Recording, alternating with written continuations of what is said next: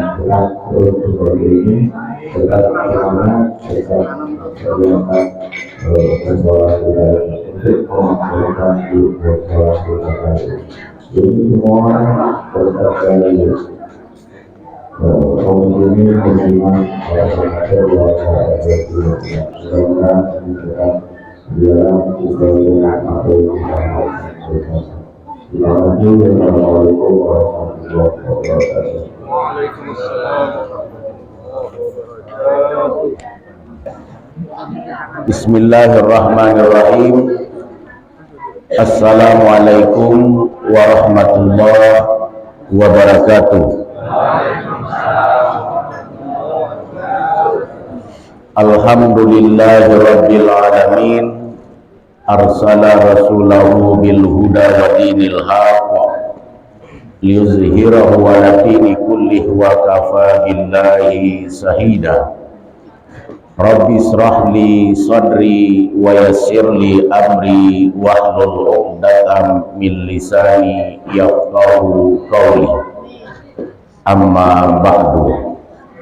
Yang sama kita hormati Lurah Pinang Merah, alhamdulillah hadir. Yang sama kita hormati Ketua RT 33 Perumahan Permata Simpang Rimbo. Yang sama kita hormati orang tua kita, bapak-bapak, ibu-ibu, adik-adik semuanya, para jamaah Musalla Al-Ikhlas yang dimuliakan oleh Allah Subhanahu wa Ta'ala. Pertama, bersyukur kita kepada Allah dengan mengucapkan alhamdulillah wa syukurillah. Berselawat kita kepada Rasulullah sallallahu alaihi wasallam. Allahumma salli ala sayyidina Muhammad wa ala ali sayyidina Muhammad. Bapak Ibu, para jamaah hadirin yang dimuliakan oleh Allah Subhanahu wa taala. Saya berpikir, kenapa subuh Jumat barokah kita tak pernah nambah-nambah? Pak RT kasih tahu jangan sampai subuh barokah itu hanya sebatas hari ini saja. Oh, kalau seperti itu agak dikencangin dikit. Dikencangin apanya? Konsumsinya kita tambah. Kurang. Bisa saja konsumsinya nanti kita ubah menjadi 200 jamaah. Buat ke samping. Atau juga dibuat kari kambing atau kari ayam. Kari kambing. Bisa jadi makan lontong bersama kari ayam. Di mana? Di samping. Apakah kita itu cuma makan ke sini? Bukan. Itu refleksi dalam satu minggu satu kali. Makan juga Ustaz, sarapan juga ditambah. Ya siap kita tambah. Yang perlu kita tambah apa lagi? Ubi kayunya, singkongnya, terongnya. Ada Pak Surahman, singkongnya ada, ubi kayunya ada, ada. Sayur bayamnya ada. Alhamdulillah. Bukan itu dasar kita ke sini, tapi itu adalah memotivasi kita. Alhamdulillah, di subuh yang baik dan bahagia, yang susah sekali kita itu untuk memulai, kita mampu untuk hadir. Nengok-nengok musala kita minimal. Apa yang digawekan di musala itu? Ada orangnya apa tidak? Alhamdulillah, ini ke depan dapat kita pertahankan atas support dari seluruh Bapak Ibu jamaah yang dimuliakan oleh Allah Subhanahu wa taala. Ini belum dikeluarkan sama Pak Surahman tuh susu apa namanya? Ini kan kopi teh. Belum apa susu lagi belum ada. Kalau beliau sudah tambah, berarti jamaah harus disuruh bertambah.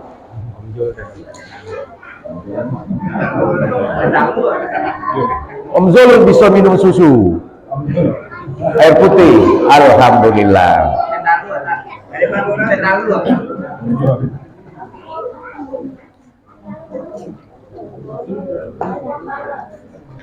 Intinya itu adalah kita bertemu dan bersilaturahim pada subuh Jumat barokah pada hari ini.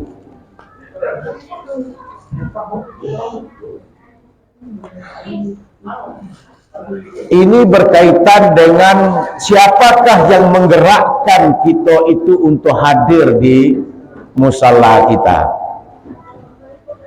Yang menggerakkan itu semuanya adalah hati kita, Pak Mulyadi. Hati yang menggerakkan. Tak ada hati kita yang menggerakkan sedekat-dekat apapun rumah kita. Kalau hati belum bergerak, tak sampai kita kepada program ini. Makanya ada 5 fungsi hati untuk manusia. Hati ini tak bisa kita pungkiri. Yang pertama, hati itu ada 3 tingkatan. 3 tingkatan hati. Pertama, hati yang sangat bawah itu adalah hati yang mati. Level bawah itu hati yang paling bawah itu adalah hati yang mati. Dulu pernah kita pembahasan hati yang mati. Yang kedua, naik ke atas sedikit. Level hati itu adalah hati yang sakit. Hati juga pernah sakit gitu. Bukan badan ini semua yang pernah sakit, hati juga pernah sakit.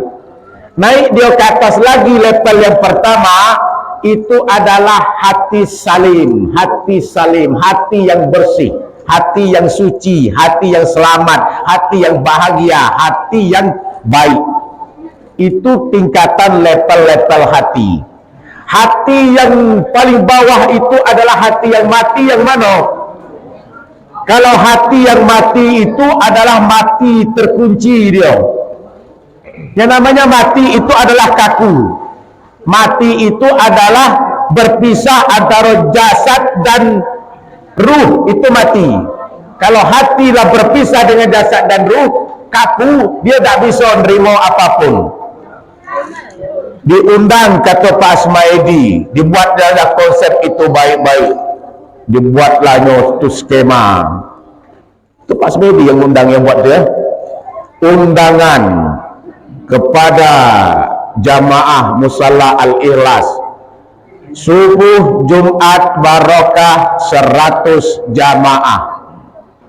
Dibuatnya lagi tagalnya ke kiri. Warga perumahan Permata Simpang Rimbo, dibuatnya pula ke kanan. Ini dibawanya pula ke kiri, bagi-bagi sayur. Buat lagi di bawah itu pertemuan subuh berkah. Buat lagi foto ustadznya.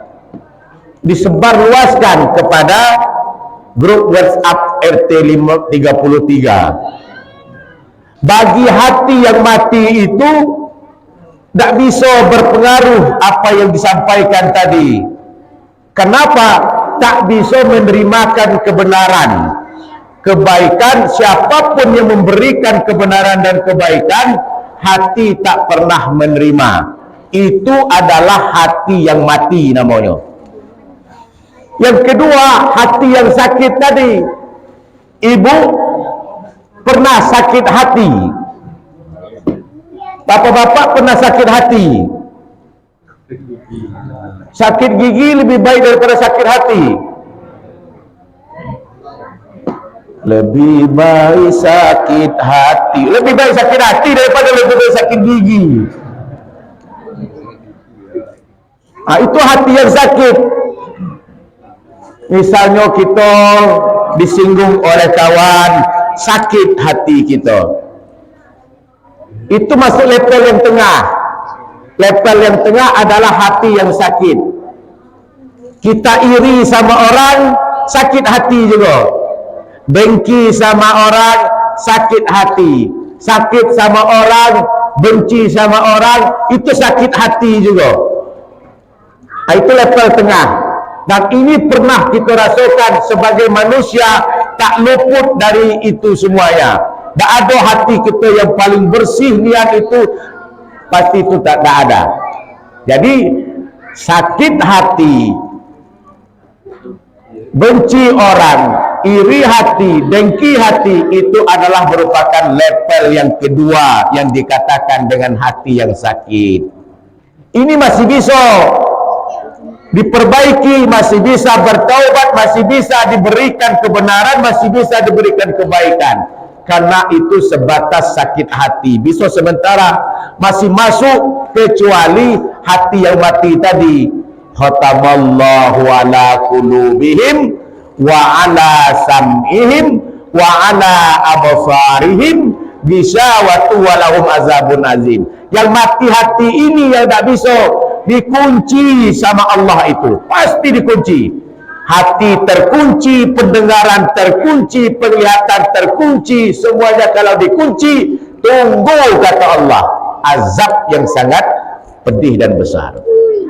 Itu adalah hati yang mati tadi. Kalau hati yang sakit, masih bisa ke depan kita perbaiki, masih bisa bertaubat, memohon ampun kepada Allah, walaupun ada kekurangan-kekurangan itu masih bisa mendekatkan kepada Allah. Yang masuk level yang pertama yaitu hati salim, hati yang bersih. Yauma la yanfa'una malun wala banun, kata Allah. Nanti di suatu ketika, di suatu hari nanti, tak ada gunanya kita punya harta. Yauma la yanfa'una malun, tidak ada berguna dan bermanfaat kita punya harta banyak. Wala banun, anak-anak laki-laki dah ada kita banyak menggunakan itu. Harta banyak, misalnya punya rumah bertingkat, punya mobil banyak, punya uang banyak, punya jabatan tinggi, punya harta banyak, itu semua tak ada gunanya. Itulah yauma la yanfa'una malun, tak ada gunanya kita punya banyak harta benda di atas dunia ini. Wala banun, anak laki-laki dan anak perempuan. Suatu ketika anak kita ini nanti yang kita sayangi, yang kita cintainya berpisah dengan kita. Bisa jadi bapaknya yang meninggal duluan, anaknya setelah itu. Bisa jadi anak yang duluan setelah kita berpisah. Bisa jadi istri yang meninggal, suaminya berpisah. Bisa jadi suami yang meninggal, istri yang berpisah. Bisa jadi semuanya berpisah. Kenapa? Di suatu hari ketika nanti yauma la yanfa'una malun wala banun, harta benda tidak ada guna, anak laki-laki perempuan tidak ada guna, hatta illa yauma la yanfa'una malun wala banun illa man atallaha biqalbis salim, kecuali orang-orang yang akan mendekatkan kepadanya dengan hati yang bersih, hati yang suci, hati yang tawaduk kepada Allah. Nah, mendapatkan level hati yang pertama ini adalah tugas daripada kita untuk mendekatkan diri kepada Allah Subhanahu wa taala. Kembali kita kepada fungsi hati tadi. Tadi ada 5 fungsi hati. Pertama, bagi manusia hati itu tidak bisa dibohongin, Ibu. Apapun yang ada di dalam hati kita, apapun rahasia yang tersimpan di hati kita, Allah pasti mengetahui. Jadi apapun niat busuk kita, Allah pasti tahu. Jadi hati-hati kalau kita berniat tidak baik, Allah catat. Rakib atib catat itu semuanya. Nak berbuat kebaikan, mulai mau dicatat. Tak jadi kebaikan, bertobat, masih tetap dicatat pahalanya itu. Tapi kalau nak berbuat keburukan, belum dicatat itu. Tapi setelah itu diperbuatkan keburukan, langsung dicatat. Jadi niat hati kita yang tersimpan, tersembunyi rahasia di dalam hati kita, Allah mengetahui itu semuanya. Wallahu ya'lamu ma fi qulubikum. Allah mengetahui apa yang ada rahasia di dalam hati kita masing-masing ini. Kan sebanyak ini hati kita ni punya rahasia masing-masing. Niat busuk Abraha, pasukan gajah dari Habasah akan menghancurkan Ka'bah di kota Mekah, tempat kita berkiblat dalam solat. Itu Allah mengetahui niat busuknya. Tahu Allah itu pasukan gajah Abraha dari Habasah itu akan menghancurkan Ka'bah. Tahu Allah niat busuk dalam hati pasukan-pasukan itu. Lalu apa kata Allah? Alam tara kaifa fa'ala rabbuka bi ashabil fil, kata Allah. Wahai Muhammad, coba kamu lihat itu nanti, pasukan-pasukan gajah pasti akan aku hancurkan. Alam tara kaifa fa'ala rabbuka bi ashabil fil, alam yaj'al kaidahum fi tadlil. Aku jadikan pasukan itu menjadi tipu dayanya yang sia-sia. Tipu daya dari pasukan Abraha Habasah itu jadi sia-sia, aku jadikan itu semuanya. Lalu apa? Wa arsala alaihim tayran ababil. Aku berikan, aku terbangkan burung-burung yang ababil yang begitu banyak. Coba kemarin itu ada kita tengok video itu di Palestina itu. Begitu banyak burung yang terbang-terbang itu. Sebentar dia menghancurkan pasukan-pasukannya. Wa arsala alaihim tayran ababil. Dikirimnya burung ababil yang begitu ribuan banyaknya burung itu. Bawa apa? Bawa kerikil-kerikil panas, racun-racun panas yang akan disambungkan tarmihim bihijaratin min sijil, dilemparkan kepada pasukan-pasukan yang banyak tadi, pasukan-pasukan gajah tadi dilemparkan, maka tarmihim bihijaratin min sijil faja'alahum ka'asfin ma'kul. Pasukan itu bagaikan daun yang kering. Macam mana daun-daun yang kering-kering itu setelah dilemparkan oleh burung-burung ababil, hancur gitu. Itu apa? Niat busuk di dalam hati pasukan Abraha yang dipimpin oleh Abraha tadi untuk menghancurkan Ka'bah diketahui oleh Allah. Apalagi niat kita yang ada dalam hati. Jadi pertama, hati ini berfungsi. Kalau kita menyimpankan suatu rahasia di dalam hati kita, wallahu ya'lamu ma fi qulubikum. Allah mengetahui niat apapun yang ada dalam hati kita. Yang kedua, 25 sampai 3 orang. Yang kedua, apa fungsi hati bagi manusia? Sesungguhnya Allah tidak melihat bentuk kamu, Pak Ir. Allah tidak melihat rupa kita. Oh, saya gagah, saya ganteng, saya cantik. Allah tidak melihat itu. Saya jelek, saya hitam, saya putih. Allah tidak melihat bentuk kulit warna kita. Riki, Kiki apa Riki? Kiki. Allah tak melihat rupa kita. Allah tak melihat kulit kita. Allah tidak melihat bentuk kita. Allah tidak melihat cantik, ganteng, gagah, jelek kita. Tak dilihatkannya. Tapi yang dilihatkan Allah itu adalah hati kita. Untuk apa kita cantik dan ganteng? Hati busuk. Untuk apa kita gagah? Hati jelek. Lebih baik badan kita, kulit kita yang jelek, hati baik. Oh, coba tengok anaknya si Anu tu. Orang tu jelek. Dibilang putih dah. Tapi baik nian. Tapi apa itu? Lembut nian. Atau tapi tata krama adatnya bagus nian. Yang ditengok Allah itu adalah hati.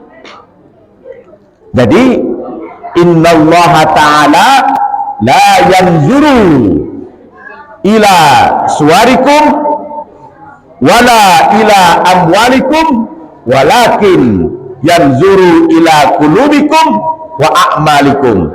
Allah subhanahu wa ta'ala itu tidak nengok bentuk rupa kita, tidak nengok harta kita, tidak nengok apa-apanya kita, tapi yang dilihat oleh Allah itu adalah hati dan amal perbuatan kita. Jadi ketakwaan kitalah yang membedakan antara si A dengan si B. Semuanya sama, yang dilihat Allah itu adalah hati. Yang lebih baik itu adalah pertama, dia cantik, dia gagah, dia punya hati yang baik dan bersih, dan juga punya akhlak yang luar biasa. Itu lebih baik. Inilah jelek juga, lah hitam pula, lah apa galo, apunya busuk hati pula. Itu yang lebih parah. Allah tidak melihat itu semuanya, tapi moga-moga ke depan kita bisa memperbaiki, merubah hati kita ini. Jadi itu yang ketiga, yang kedua, yang terakhir, yang ketiga. Sesungguhnya dalam hadis Rasulullah sallallahu alaihi wasallam katakan, inna fil jasadi mudghah. Dalam tubuh kita ini bagaikan seorang raja. Dalam tubuh kita ini adalah seorang raja. Rakyat raja itu adalah seluruh anggota tubuh. Apa itu? Inna fil jasadil mudghah. Dalam jasad kita ini ada segumpal daging. Apabila iza solihat jasadu kullu, kalau daging itu baik, maka baiklah seluruh anggota tubuh itu. Wa izal fasada jasadu kullu. Kalau itu daging itu, segumpal daging itu jelek, maka seluruh organ tubuh kita pun akan jelek. Apa itu? Hati. Itulah yang dikatakan raja, yaitu hati. Kalau hati kita elok, semua anggota tubuh kita, rakyat pun akan elok. Kalau pemimpinnya baik, insya Allah pengikutnya pun akan baik. Kalau pemimpinnya tidak baik, insya Allah pengikutnya pun tidak baik. Yang lebih enak, bagus, pemimpinnya baik, rakyatnya pun akan baik. Ada pemimpinnya baik, rakyatnya tidak baik. Ada rakyatnya baik, pemimpinnya tidak baik. Yang paling baik itu adalah hati kita baik, anggota tubuh, organ tubuh kita pun ikut baik. Ala wahya qalbun. Itulah yang dikatakan dengan hati. Semoga dengan 3 hal ini untuk sementara, dari 5 fungsi daripada hati manusia itu kita bisa manfaatkan. Kita jauhkan sifat-sifat iri hati, sakit hati, busuk hati, dengki, sombong, angkuh, riak, apalagi yang sifatnya hati-hati ini. Buangkan sifat-sifat itu semuanya. Semoga apapun niat kita itu, kita kembalikan kepada Allah dengan niat yang baik. Doakan orang pun dengan mendoakan dengan doa yang baik. Semoga pertemuan ini mendapatkan keberkahan oleh Allah Subhanahu wa taala dan kita tetap istiqomah. Walaupun dalam waktu yang sangat singkat, kita membiasakan untuk mengerjakan dan hadir di musala kita dalam keadaan sehat walafiat. Perluaskan oleh Allah rezeki kita, sehatkanlah badan kita, panjangkan usia dan umur kita, kita tetap istiqomah dan perkuatkan iman kita. Wabillahi taufiq wal hidayah. Wassalamualaikum warahmatullahi wabarakatuh.